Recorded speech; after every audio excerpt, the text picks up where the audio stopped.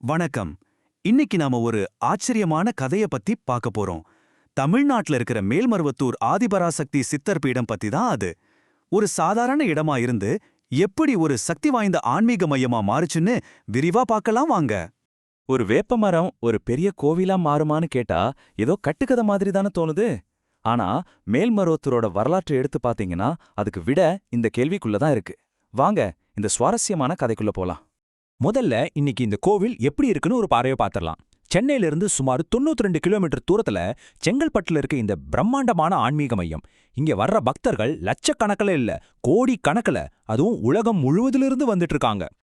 ஆனா இந்த கோவிலோட மகத்துவத்தை நம்ம முழுசா புரிஞ்சுக்கணும்னா நாம கொஞ்சம் காலத்துல பின்னோக்கி போகணும். ஒரு 1960களுக்கு போவோமா? அப்போ இந்த பெரிய வளாகம் எதுவுமே கிடையாது. அங்க இருந்தது ஒரே ஒரு அதிசயமான வேப்பமரம் மட்டும்தான். இங்க தான் ஒரு ஆச்சரியமான விஷயம் இருக்கு. சாதாரணமா வேப்பம்பழம் அதுல வர்ற பால் எல்லாம் எப்படி இருக்கும்? ஒரே கசப்பு தானே. ஆனா இந்த மரத்தோட பழமும் பாலும் அவ்வளவு இனிப்பா இருந்துச்சாம்.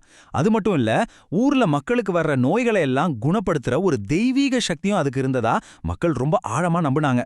எல்லாம் நல்லா போயிட்டு இருந்தப்போ 1966ல ஒரு பெரிய திருப்புமுனை ஏற்படுது. அந்த சின்ன கிராமத்தோட தலையெழுத்தையே மாத்தின ஒரு முக்கியமான சம்பவம் அது. அப்போ என்னாச்சுன்னா 1960கள்ல இந்த குணப்படுத்துற வேப்பமரம் ஊருக்குள்ள ரொம்ப பிரபலமாகுது. ஆனா 1966ல அடிச்ச ஒரு பெரிய புயல்ல அந்த மரம் வேரோட சாஞ்சிடுச்சு. எல்லாருமே ரொம்ப வருத்தப்பட்டாங்க. ஆனா அந்த மரம் விழுந்த இடத்துல தானா உருவான ஒரு கல், அதாவது சுயம்பு கிடைச்சது. இதுதான் அந்த இடத்தோட முதல் தெய்வமா மாறுச்சு. அதுக்கப்புறம் 1977ல அந்த சுயம்புக்கு பக்கத்துல ஆதிபராசக்தியோட சிலையையும் நிறுவனாங்க. சுயம்பு கிடைச்ச உடனே பெரிய கோயில்லாம் கட்டல. முதல்ல ஒரு சின்ன குடிசை போட்டு அதுக்குள்ள தான் வச்சு வழிபட்டாங்க. அந்த இடத்துக்கு பேர் தான் சித்தர் பீடம். பாருங்க எவ்ளோ எளிமையா அந்த பயணம் ஆரம்பிச்சிருக்குன்னு. சரி, இந்த கோவிலோட ஆரம்பம் இப்படிதான் இருந்துச்சு. இந்த தொடக்கம்தான் இங்க இருக்கிற வழிபாட்டு முறைகளையும் ரொம்பவே தனித்துவமா மாத்துச்சு.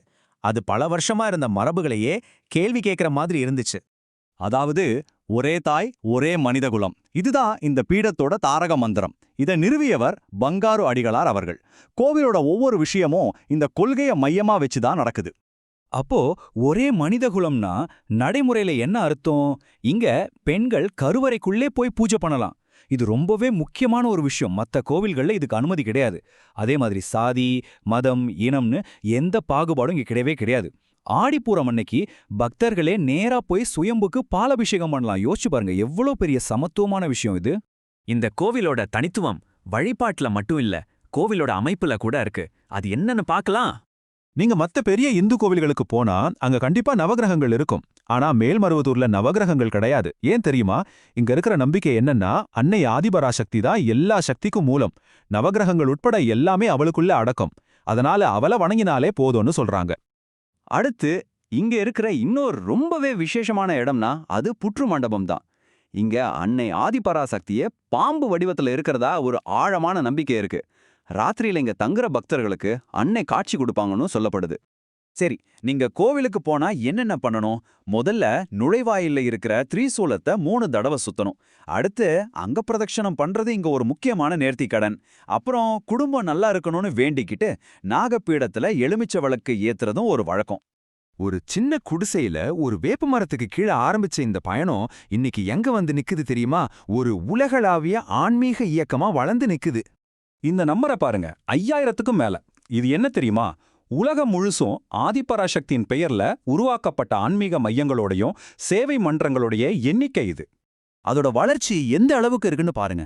இந்தியால ஆரம்பிச்சு மலேசியா, சிங்கப்பூர், இலங்கை, அப்புறம் அமெரிக்கா, நைஜீரியா, ஜாம்பியா, பிரான்ஸ்னு ஆசியா, ஆப்பிரிக்கா, ஐரோப்பா, வட அமெரிக்கான்னு கண்டம் விட்டு கண்டம் பரவி இருக்கு இந்த இயக்கம். அப்போ கடைசியா நாம என்ன யோசிக்கணும்? ஒரு சாதாரண வேப்ப மரம், அதுவும் குணப்படுத்துற சக்தியோட இருந்த ஒரு மரம், அதுலேருந்து ஆரம்பிச்ச ஒரு நம்பிக்கை இன்னைக்கு உலகம் முழுக்க இருக்கிற மக்களை ஒன்று சேர்த்துருக்கு. எல்லைகளை கடந்து ஒரு பெரிய சமூகத்தை உருவாக்குது. அப்போ நம்பிக்கையோட சக்தி எவ்வளோ பெரியதுன்னு இந்த மேல்மருவத்தூர் கதை நமக்கு ரொம்ப அழகா சொல்லுது இல்லையா?